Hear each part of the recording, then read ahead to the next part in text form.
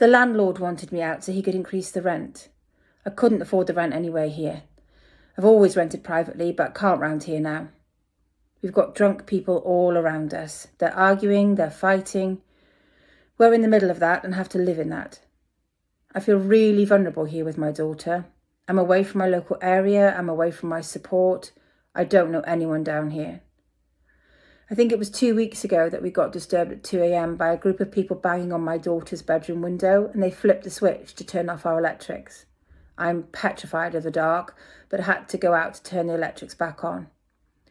We feel like we're being watched all the time. There's no privacy. You open the blinds in the caravan and there's people right there. But I need the blinds open as I'm claustrophobic. We don't feel safe here. My daughter's asthma has gotten worse since being in the caravan. She saw the asthma nurse, who said it's because of the mould here.